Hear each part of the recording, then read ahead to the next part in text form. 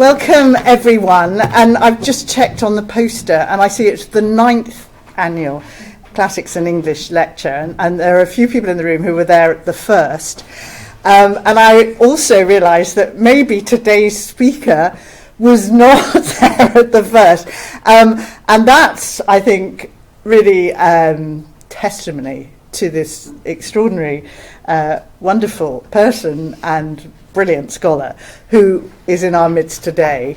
Those of you who are doing classics in English will, I'm sure, be delighted to hear that Carla also did classics in English some years ago, but not that long ago, and then came into classics here in the faculty to do the MST in classical languages and literature, not only thinking about reception, but inevitably thinking a lot about reception, and then went on to work with, perhaps, one of the leading scholars in early modern receptions, Tanya Dimitriou, and also Charles Martindale at York for her doctorate.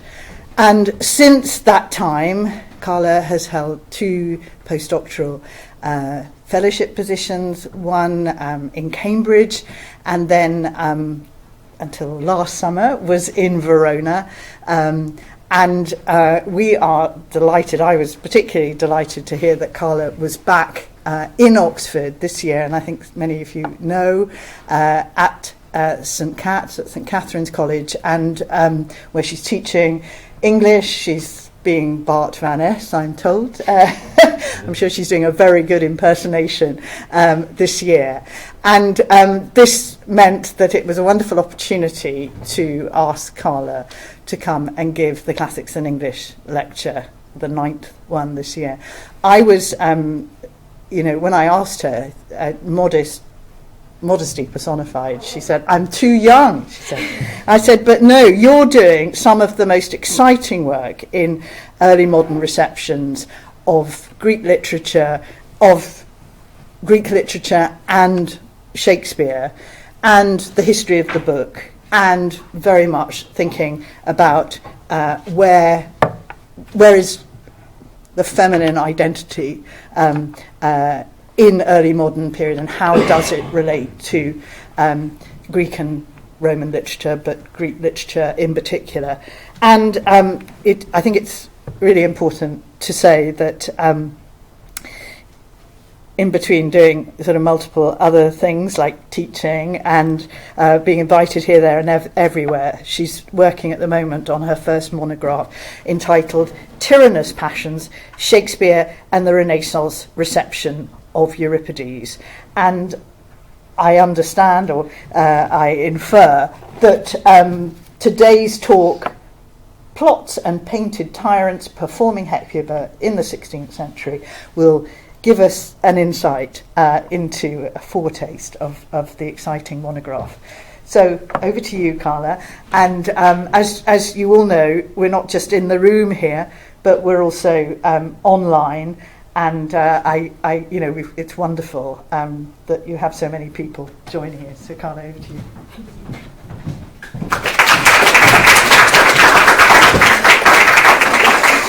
Thank you, and yes, thank you so much to Fiona for inviting me, and to Claire as well. I must say, the poster for this talk is definitely the coolest poster I've ever had, and thank you everybody for coming.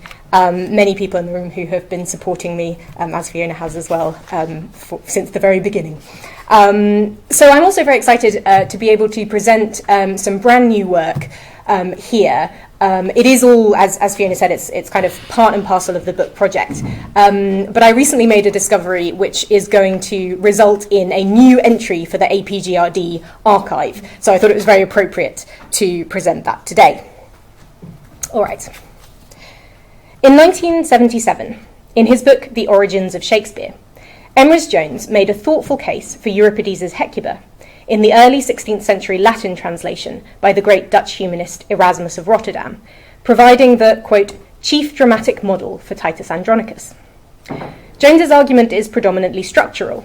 Titus and Hecuba share a two-part movement of feeling, he says, consisting of an intensification of tragic grief until it is converted into the ferociously gleeful pleasure of wrath expending itself in a hated victim. To demonstrate the probability of a direct connection between the plays, he pieces together his evidence like a detective. He sets out the context carefully. All the extant Greek tragedies were made available in Latin translations during the 16th century, accessible to anyone with a grammar school education, like Shakespeare. Euripides was the most popular of the Greek tragedians in the period, and of his works, Hecuba, which deals with the sufferings of the former Queen of Troy in the aftermath of the Trojan War, was the most widely known and appreciated. Twice, Jones delays producing key pieces of evidence for dramatic effect. First, the fact that Erasmus, whom he calls the presiding genius of Tudor school education, had translated both Hecuba and Iphigenia and Aulis into Latin. And secondly, a detail in Titus Andronicus, which is only found in Euripides and not in other versions of Hecuba's Revenge, such as the one in Ovid's Metamorphoses. But I'm going to emulate Jones and also withhold that detail until later. Jones does, however, admit that there's a gap in his evidence, since, he says, evidence is lacking for Hecuba's presence in Tudor schools or universities. Evidence for the circulation of the play in educational contexts would clearly strengthen his case, and demonstrate that interest in and contact with Greek tragedy was less absent in 16th century England than is still often assumed. Despite a revival of critical interest in the reception of Greek tragedy in this period, including important work by Tanya Pollard in her 2017 book, Greek Tragic Women on Shakespearean Stages, this evidence has continued to be elusive, until now. In the first part of my talk, I'm going to be presenting new evidence for a 16th century university production of Euripides' Hecuba, in Erasmus's Latin translation, of course. So, as I said, this is brand new research for me, so it's very exciting to be able to present it for the first time. In the second part, I'm going to return to Titus Andronicus for a closer look at how Hecuba might have been written into the plot. Several tyrants and several paintings later, we'll finish with a painted tyrant and one more plot in Hamlet. So, part one, Hecuba on the university stage. Here we have the cover of a book, and the book is an edition of Erasmus's translations of Euripides, which was printed by the famous Italian printer Aldo Manutio, or Aldus Manutius, in Venice in 1507.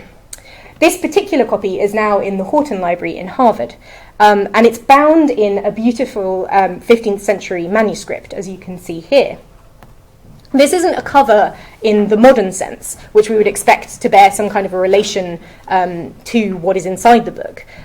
Instead, in the 16th century, it was common for books to be sold as loose sheets of paper, which would then be bound however the purchaser saw fit. So the primary function of this manuscript is material, not textual, and its purpose is to transform the loose pages into a book. But through this material function, the manuscript does act as a kind of threshold, to use Gérard Genet's term, into the text. And so I'd like to just quickly take a look at the meaning of some of the words that we see here.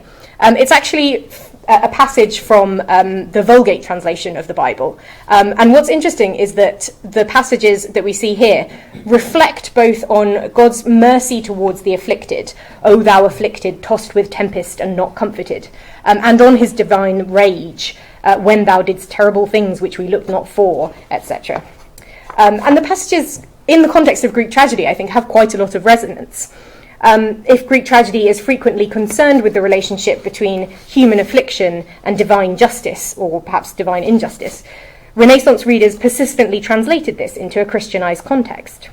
In fact, the story of Agamemnon sacrificing his daughter Iphigenia, which is the subject of Iphigenia and Aulis, was often mapped onto the biblical story of Jephthah sacrificing his daughter in the Old Testament.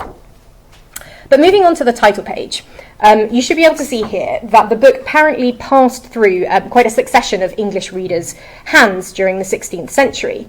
And the last of these was Gabriel Harvey. I don't have a picture of him because the only one is a bit of a mean caricature in a book by Thomas Nash, who was his nemesis. So Harvey was a scholar at Cambridge, and he acquired this volume in 1579, and he was apparently so proud of it that he wrote his name on it twice. My best guess is that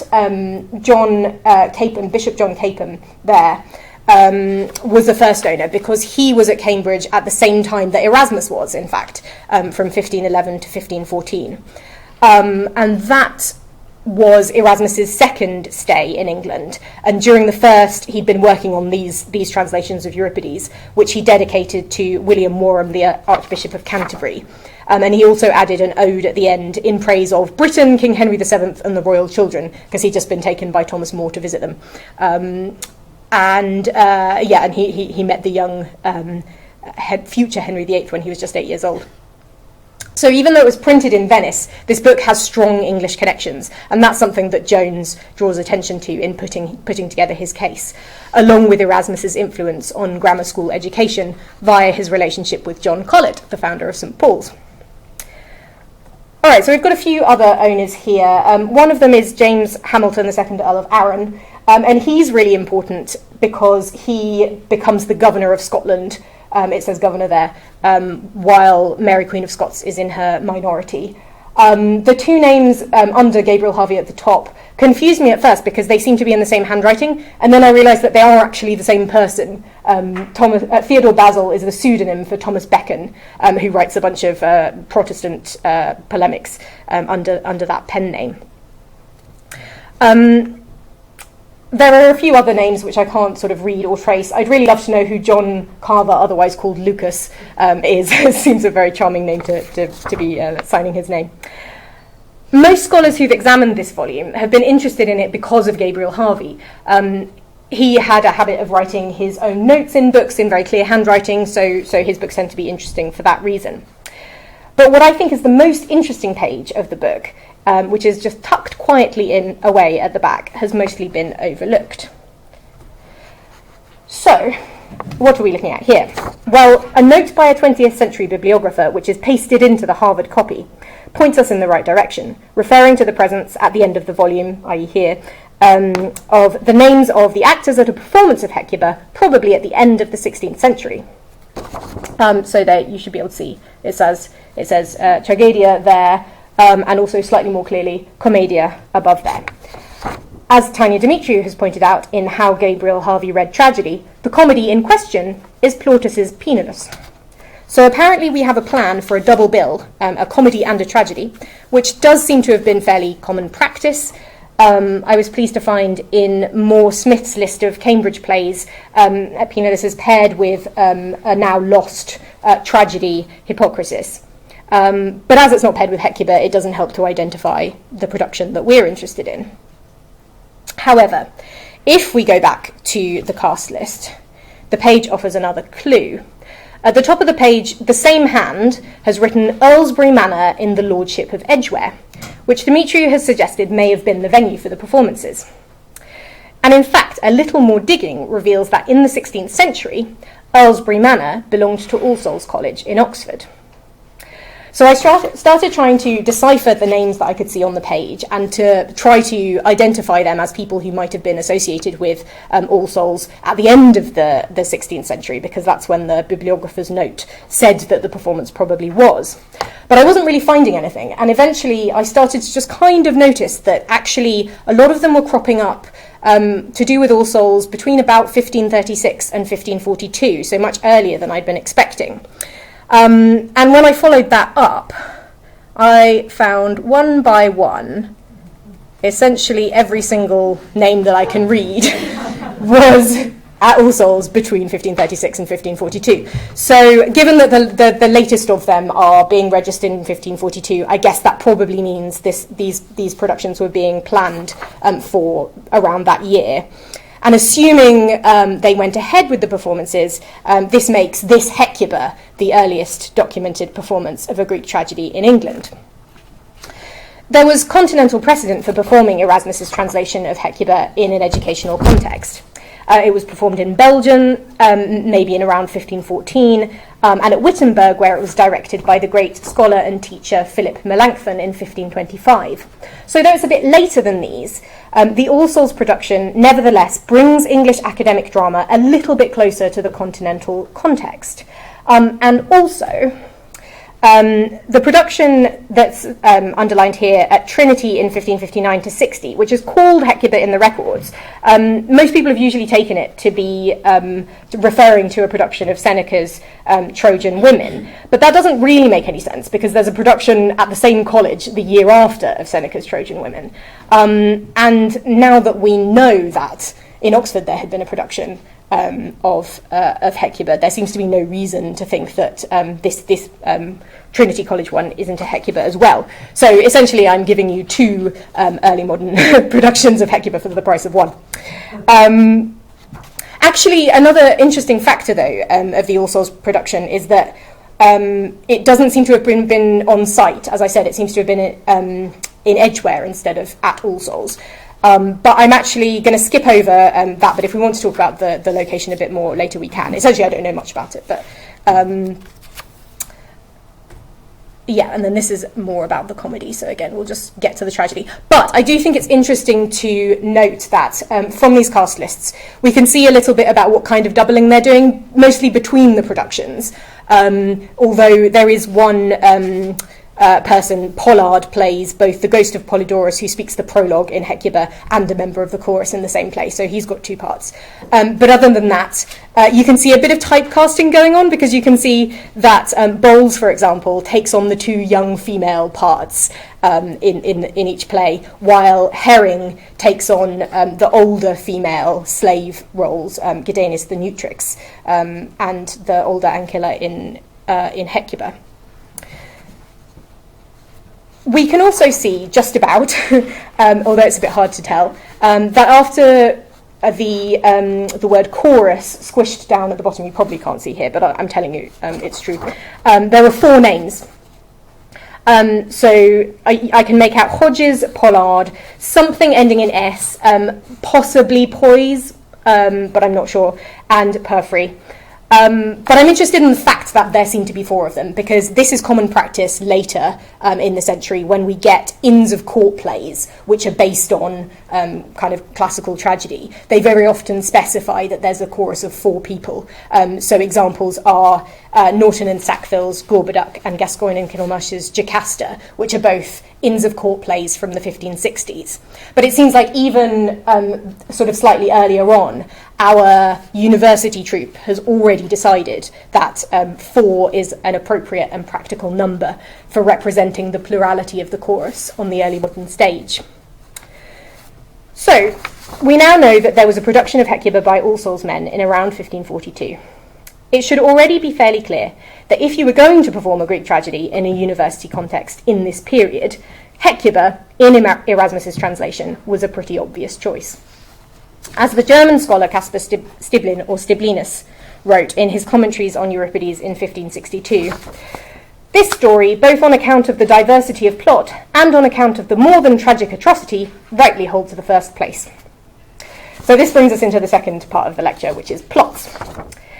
Just to recap, for anyone who's less familiar with Hecuba, the play is set just after the fall of Troy. Hecuba, former queen of Troy, is now a captive of the Greeks, along with her daughter Polyxena. First, the Greeks send Odysseus to take Polyxena away from her and sacrifice her to appease the ghost of Achilles. Then, while fetching water to wash her corpse, one of Hecuba's women finds the body of Polydorus, another of her children who has been murdered by Polymestor, tyrant of Thrace, to whom he had been sent for safety. Hecuba now persuades Agamemnon, the leader of the Greek army, not to interfere with her revenge. She lures Polymestor and his sons into her tent, and with her fellow captive Trojan women, she kills his children and gouges his eyes out. So you can see what Stiblinus meant about the more than tragic atrocity, which is facilitated by this diversity of plot, the death of Polyxena, the discovery of Polydorus, the revenge on Polymestor, all centering around the figure of Hecuba, of whom Stiblinus says, "Whom would she not move?" These comments from Stiblinus give a quite useful, succinct summary of the recurring elements we find in 16th century discussions of Hecuba: an interest in structure, an appreciation of tragic violence, and an emphasis on the figure of Hecuba herself as supremely able to provoke an emotional response in audiences and readers. Hecuba literally becomes an emblem of tragic grief, and this picture here is actually from an early 17th century emblem book. So there's been lots of brilliant work on the figure of Hecuba in the Renaissance, particularly by Tanya Pollard and Claire Kenwood, and I refer you to their work for further details. But I want to give 3 quotations from Pollard, which just kind of summarise some key points about what Hecuba came to signify in this period and why she might have been of interest to playwrights. So the first is that she was the established icon of Greek tragedy, the literary tradition widely recognised as the genre's origins. Second, that she offered a privileged symbol for a genre defined especially by its power to move audiences' emotions. And third, that she provided a template for the exceptionally popular genre of revenge drama, which mitigated the grief of loss with the pleasure of retribution. I'm going to come at the end to suggest that Shakespeare's imagination also responded to a specific feature of Euripides' play, which is that it uses the visual arts to reflect on the workings of tragedy itself, but I'll get to that later. An important passage for both Pollard and Jones in comparing Titus Andronicus and Hecuba is Philip Sidney's Apology for Poetry, in which he's thinking about how to write tragedy. So he says, writers of tragedies must not, as Horace saith, begin ab ovo, but they must come to the principal part of that one action which they will represent. By example, this will be best expressed. I have a story of young Polydorus, delivered for safety's sake with great riches by his father Priam to Polymnestor, king of Thrace, in the Trojan wartime. He, after some years, hearing the overthrow of Priam, for to make the treasure his own, murdereth the child. The body of the child is taken up by Hecuba. She, the same day, findeth a slight to be revenged most cruelly of the tyrant. Where now would one of our tragedy writers begin, but with the delivery of the child? Then should he sail over into Thrace, and so spend I know not how many years, and travel numbers of places. But where doth Euripides? Even with the finding of the body, leaving the rest to be told by the spirit of Polydorus.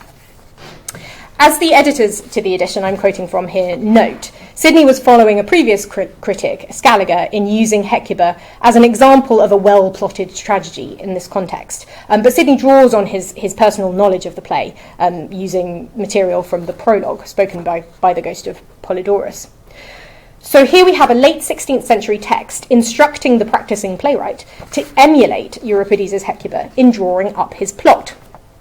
Tiffany Stern reminds us that plot in this period did not simply stand for story, and this is exactly the distinction that Sidney is drawing here. He's interested in how a playwright turns a story into a plot. It's worth saying at this point that Titus Andronicus isn't based on a specific classical source, unlike Shakespeare's later Roman plays, which draw heavily on Plutarch. Titus is not a historical figure, nor can his Rome be assigned to a particular era. Terence Spencer memorably observed that the play includes all the political institutions that Rome ever had. The author seems anxious, he says, not to get it all right, but to get it all in. Jones's structural analysis of Titus Andronicus is that it, quote, falls into 2 clearly marked movements, the first of which occupies the first 3 acts, and the second, the last 2. Here's Jones's summary, which I will give because it also just reminds you of the plot of the play. The first act is an elaborate and very resourcefully dramatised expository movement, which ends with all the characters in position for the main action. Titus has already turned Tamara, queen of the Goths, into an implacable enemy by ritually sacrificing her eldest son, and followed that up by antagonising the new emperor Saturninus. In the second act, Tamara and Aaron the Moor plot the downfall of Titus's family. His son-in-law is murdered, his 2 sons are accused of the crime, and his daughter Lavinia is raped and mutilated. In the third act, the threads are all brought together, and we are shown in a single scene, 3.1, the acuteness of Titus's sufferings. Lavinia is brought to him. He vainly tries to save the lives of his 2 condemned sons, losing a hand in the process, and his last remaining son, Lucius, is banished from Rome. Revenge is the chief concern of Acts 4 and 5, the play's second movement. Saturninus, Tamara, and her 2 sons blindly deliver themselves into Titus's hands, thinking him harmless. His project is successful, and he duly takes his revenge. So the revenge in question is that he feeds Tamara's sons to her, baked in a pie, and then commits a kind of murder-suicide with Lavinia. So that last bit is obviously modelled on a sort of on a Senecan Thyestian banquet, and Ovid's story of Philomela is another important pattern which is invoked throughout the tragedy. But Jones argues that the structural model for this carefully plotted movement from accumulating griefs to bloodthirsty revenge is not found in Seneca or Ovid, but in Hecuba. Jones's connection of Titus Andronicus to Hecuba has received renewed attention in recent years, not just because of increased interest in the reception of Greek in 16th century England, but also because of a growing enthusiasm for the idea that Shakespeare might have collaborated in writing the play with his fellow dramatist George Peele. Even those who remain sceptical about the possibility that Shakespeare, who didn't go to university, might have encountered Greek tragedy in any meaningful sense, can't really say the same about Peele. Peele attended Christ Church College in Oxford, and he wrote a sadly lost translation of one of Euripides' Iphigenia plays into English. It's almost certainly Iphigenia and Aulis. And since Iphigenia and Aulis was not printed by itself in the 16th century, but paired very frequently with Hecuba in editions of Erasmus's translations, we can pretty much place a copy of Hecuba in Peele's hands at some point. In Greek Tragic Women, Pollard commits strongly to the idea that Peele was the author of Act 1 of Titus Andronicus and also of Act 4, Scene 1. And the fact that the two explicit references to Hecuba in the play are found in those passages is, she argues, further evidence for Peele's authorship of them. But she also sees the play as a genuine collaboration between the two authors, rather than a scene-by-scene division of labour, and she takes this as the origin of Shakespeare's knowledge of and interest in Euripides' Hecuba later in his career, particularly in Hamlet. But the question of authorship is by no means settled. Not everyone agrees that Peele had anything to do with it, and even amongst those who do, there isn't necessarily complete consensus about exactly what and where his contribution consisted of. I'm not particularly concerned here with adding to the authorship debate one way or the other. I do share some of Geoffrey Maston's concern about the tendency of collaboration studies to seek to, quote, reverse a collaborative process of textual production by splitting plays into scenes or passages attributable to individual playwrights, since I think this can risk narrowing our understanding of the complexity and the variety of forms that collaboration can take in this period, at the expense of those which are less easy to quantify. Sterne, for instance, argues that we should pay more attention to collaborative plotting. Modern critics, she warns, struggling to discover which of a handful of collaborative authors wrote which passage of a play, are not always asking the right question. I'd like to try to ask the right question now about Titus Andronicus, because I think that the idea of collaborative plotting might offer an interesting way of thinking about some alternative shapes that classical reception might take in the 16th century. So what I want to do here is to use the idea of Shakespeare and Peele collaborating on a plot to imagine a possible form of Euripidean reception in this period. So, what might it have meant for Shakespeare and Peele to plot Titus Andronicus together? Plots were especially important for plays that were written collaboratively, as Sterne explains, since they allowed the simultaneous co-writing of plays by two different writers. She cites a later manuscript poem and a prose account, which both describe John Fletcher and his collaborator in the process of hammering out a plot. This is a transcription, actually, of a slightly longer passage, which I've taken from Lorna Hutson's book. Beaumont and Fletcher, that exalted pair, once with their muse went down to take the air. Beneath a hedge close by the road they lay, moulding the figure of an unborn play. At winding up of the well-laboured scene, it was resolved the king must die. But then, about the how and where debate arose. One was for stabbing, the other poison chose. And the joke in both cases is that they're overheard doing this plotting, and it's misunderstood, and people think that they're actually plotting to kill the king, and so, comic misunderstandings ensue. But anyway, the point I want to make here is that printed editions of classical drama came ready supplied with a kind of plot, the argument. So here's Erasmus's argument to Hecuba, which Peele and Shakespeare might even have had to hand. So, of course, this is the kind of plot that's supplied for a play after it's been written, not before. But as Sterne points out, it's often quite difficult to tell them apart in the early modern period. Arguments to classical plays are not generally broken up into acts and scenes, but continuous as this one is. But that is obviously something that you could do yourself if you wanted to. And act-by-act breakdowns of Hecuba could be found in 16th century critics such as Stiblinus, who I've already quoted from, and the Italian critic Minturno. Looking at Erasmus's argument, a few elements of the setting that would have been obvious to 16th century readers stand out, which I think are echoed in the opening scene of Titus Andronicus. So obviously both plays are set in the aftermath of war, with conflicts developing between victors and defeated captives. Erasmus begins by setting the scene. After the sack of Troy, the Greeks disbanded, pushed on into the Chersonese, which is in the region of Thrace, where stood the monument of Achilles buried in Troy. Titus is on his way home from weary wars against the barbarous Goths. And in both plays, the setting of the opening scene is at a tomb, specifically for valiant warriors. In this case, Titus is bringing all of the sons who've been killed in battle to be buried in the monument of the Andronici. An immediate issue that's at stake in both plays is how bravery in battle should be rewarded.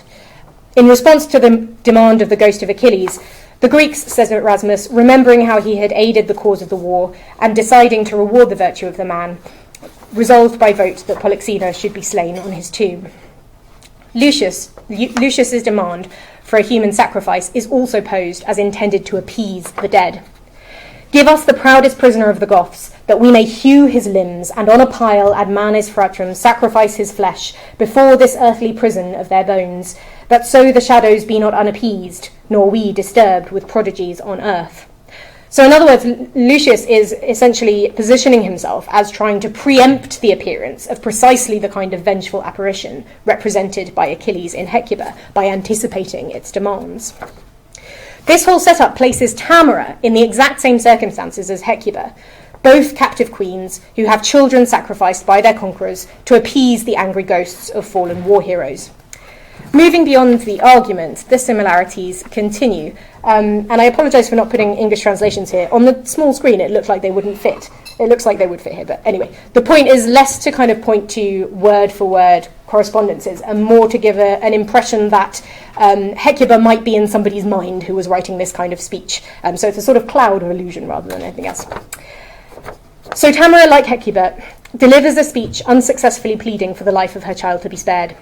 Both stress their effective bonds as mothers with their children, and both speeches are designed to evoke pity in the listeners. Both kneel in a position of supplication. Hecuba is prona, and Tamara later recalls that she had to kneel in the streets and beg for grace in vain. Hecuba likewise complains, just under that, that her useless speech was cast into the air in vain.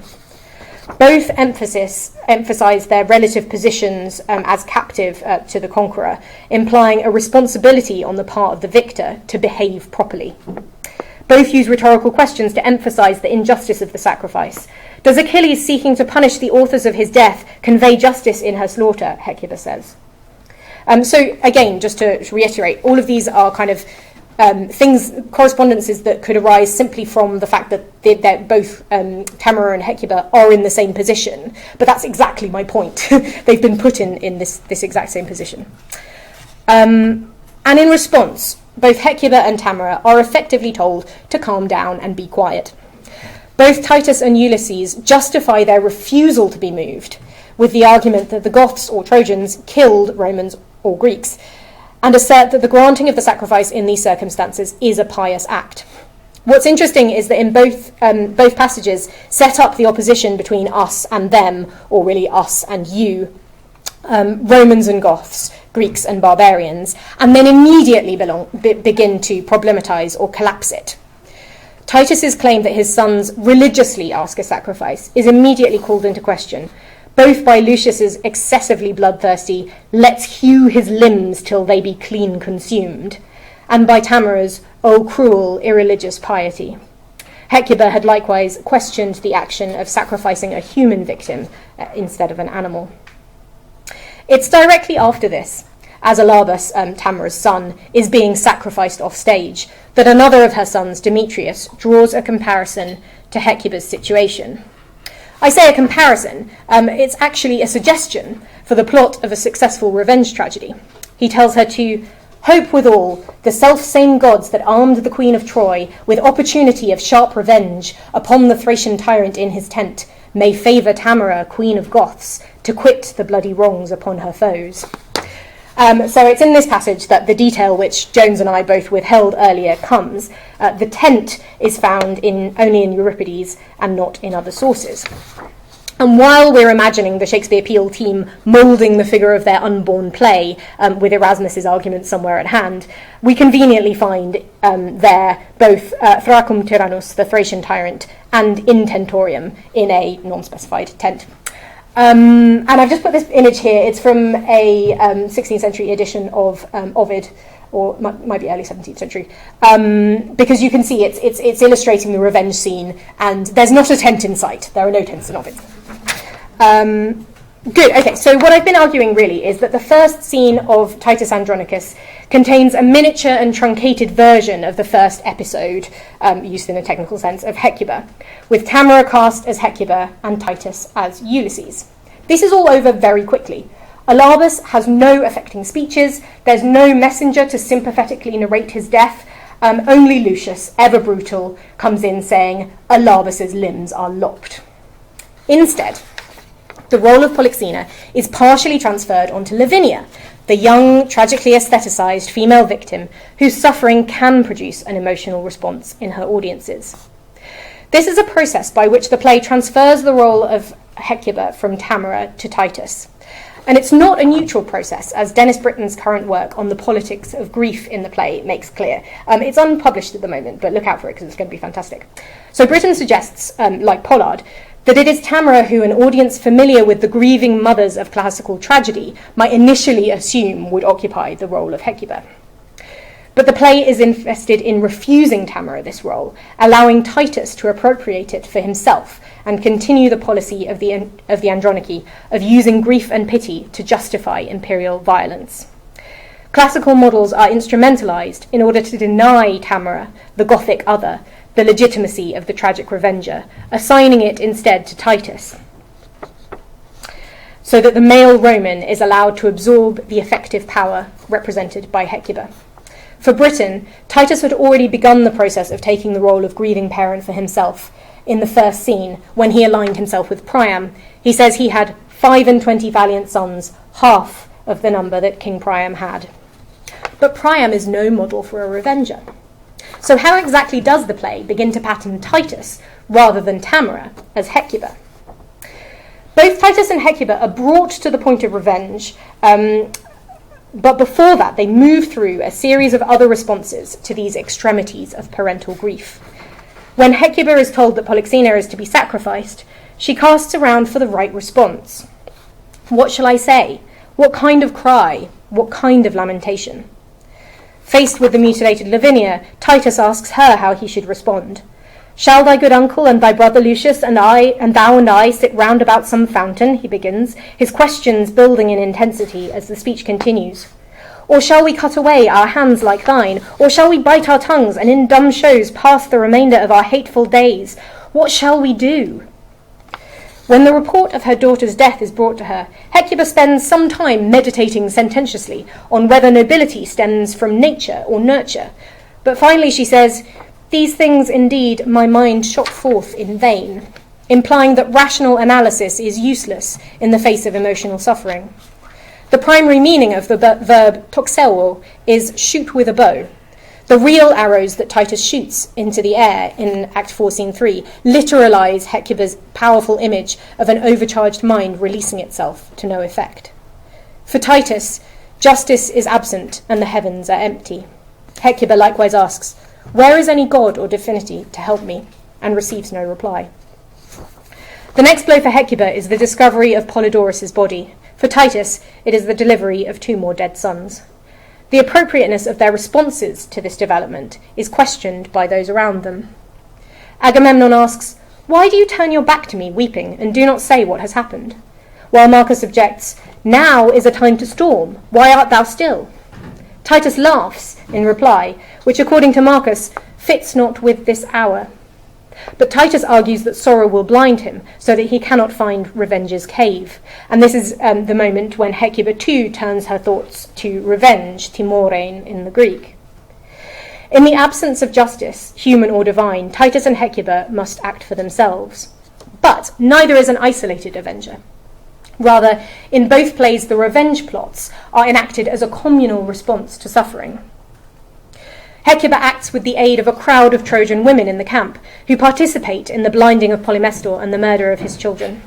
Her offstage collaborators function as an extension of the chorus, comprised of captive Trojan women. In fact, Minturno actually thinks that there may be a hemi-chorus, that the chorus splits and goes off stage.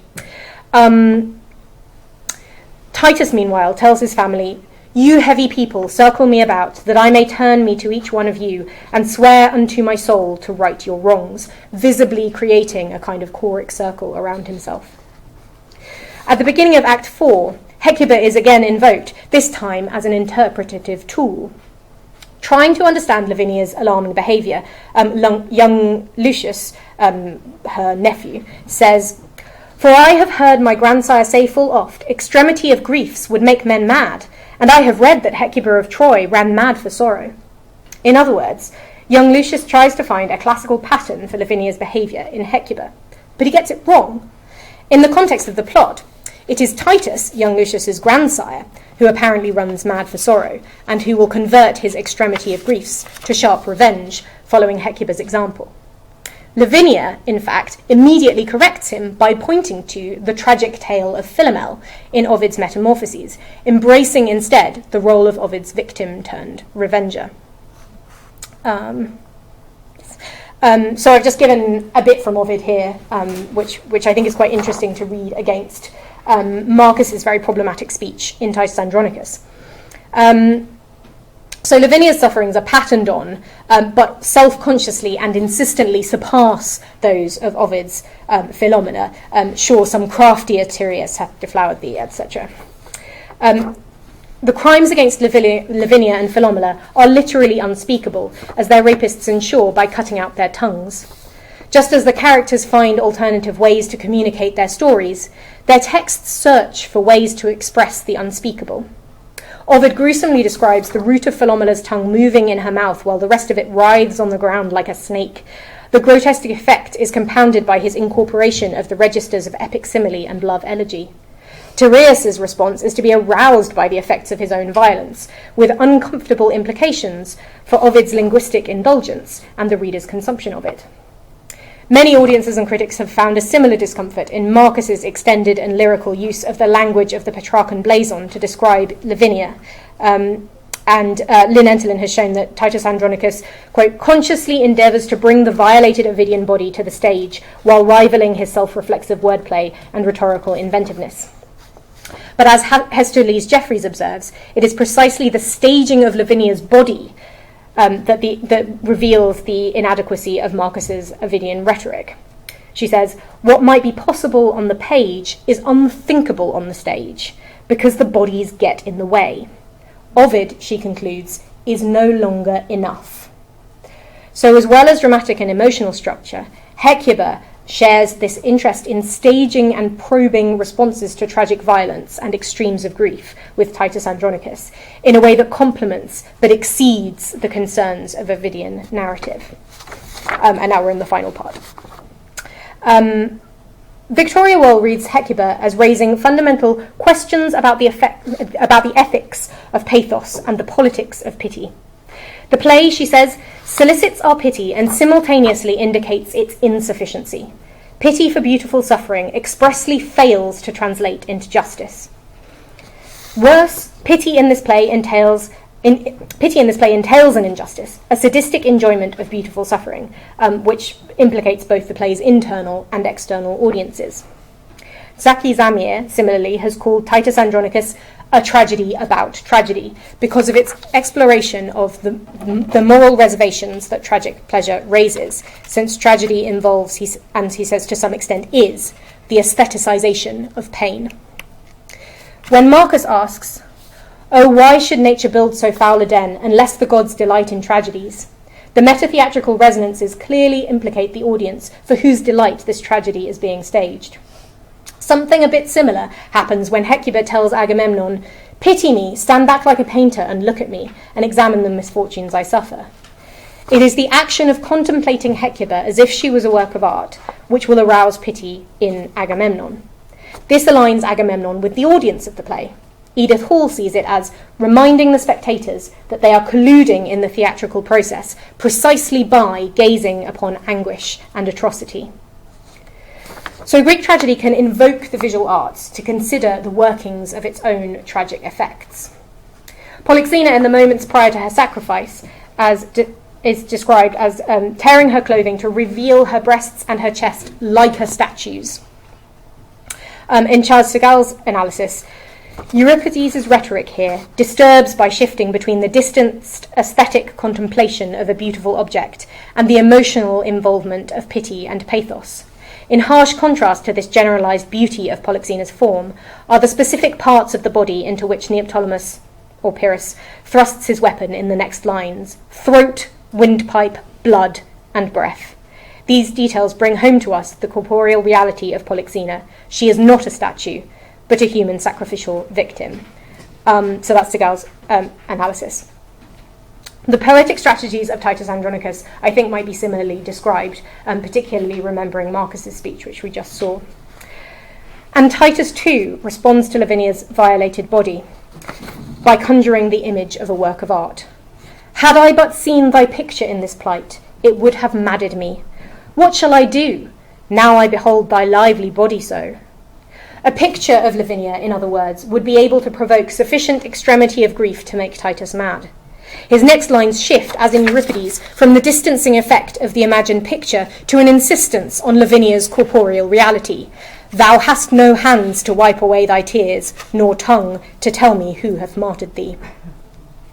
Titus and Andronicus and Hecuba, then, pose similar questions about tragedy, responses to tragic grief, and the aestheticization of pain, and they do so in remarkably similar terms. The same passage, this one, reporting Polyxena's death, has also been linked to the player's speech, which Hamlet asks to hear. Here's how he narrates the murder of Priam by Pyrrhus. "Lo, his sword, which was declining on the milky head of reverend Priam, seemed in the air to stick. So as a painted tyrant Pyrrhus stood, and, like a neutral to his will and matter, did nothing." Martin Mueller considers that the player's speech exists for the sake of the moment of hesitation that is marked with all the devices of ekphrastic art, is captured in a Virgilian half-line, and establishes a partial identity of Hamlet with Pyrrhus as the revenger who pauses.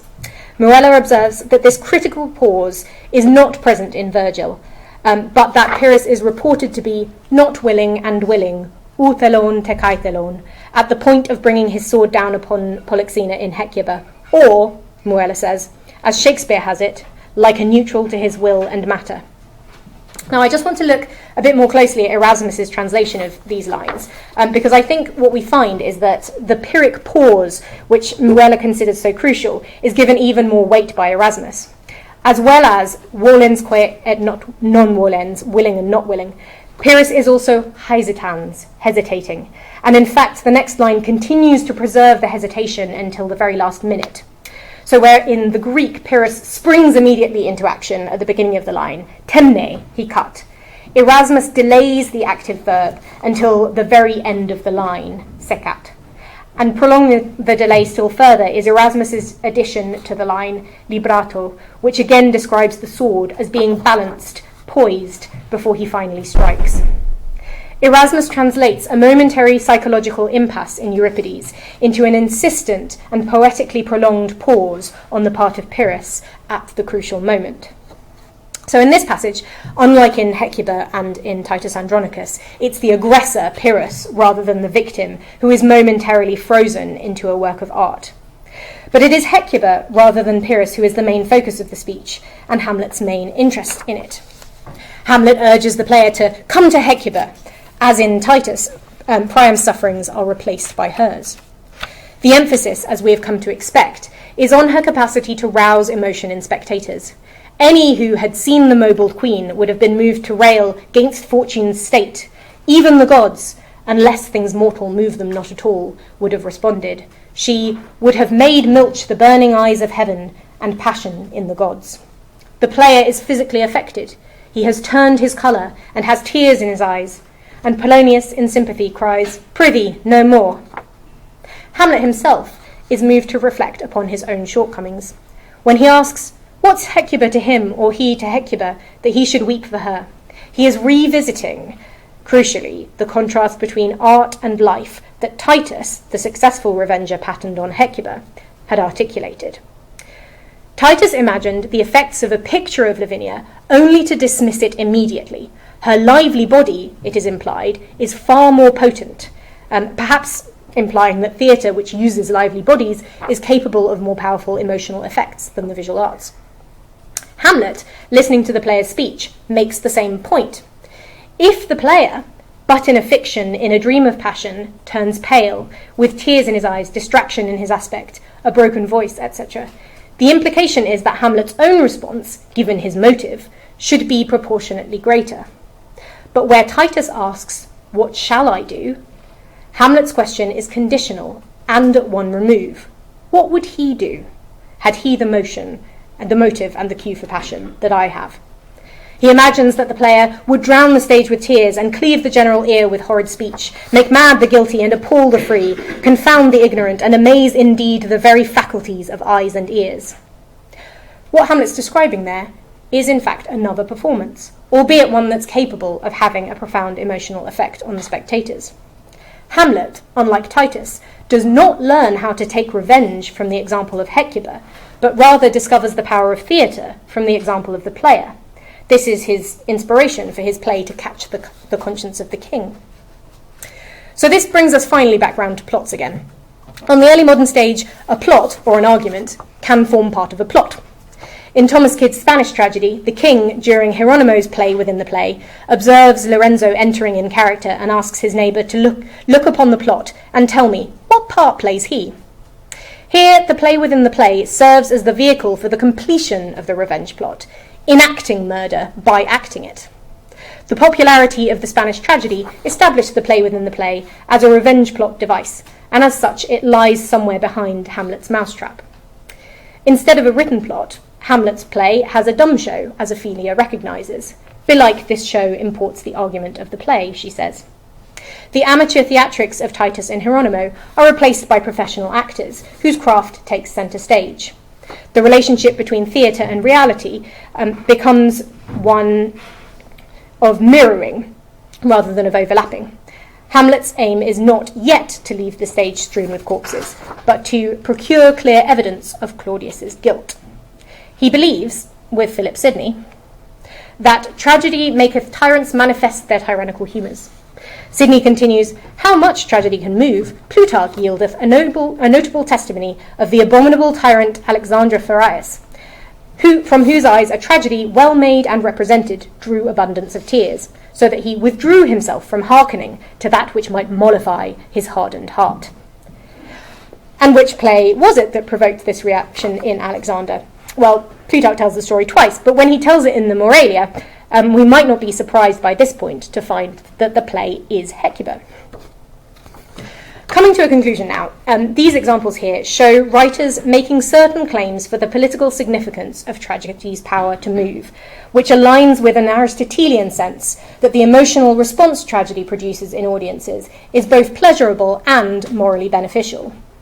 Sidney does appear to register some hesitancy about this, if it wrought no further good in him, he writes of Alexander. This comes close to the questions Wall suggests that Hecuba raises.